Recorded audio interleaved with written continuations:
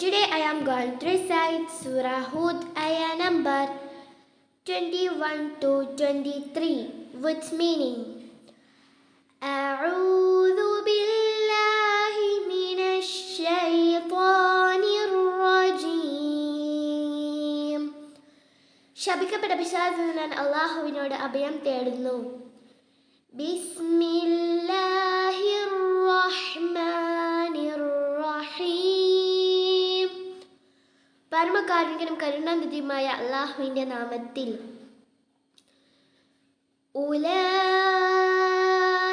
الذين خسروا أنفسهم وضل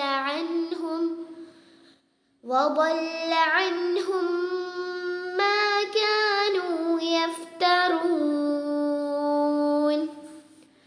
അക്കൂട്ടരത്രേ തങ്ങളെ തന്നെ സ്വയം നഷ്ടപ്പെടുത്തിയവർ.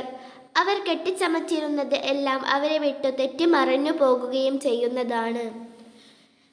ലാ ജറമ അന്നഹും ഫിൽ ആഖിറതി ഹുമുൽ അഖ്സറൂൻ.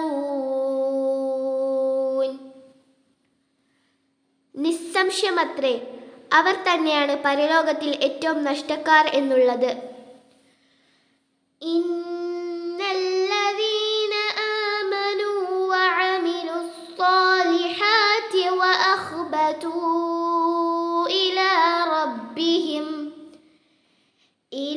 റബ്ബിഹിം ഉലൈക അസ്ഹാബുൽ ജന്നഹ് ഹും ഫീഹാ ഖാലിദൂൻ.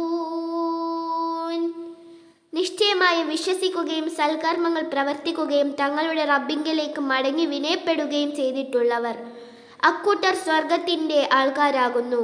അവരതിൽ നിത്യവാസികളായിരിക്കും.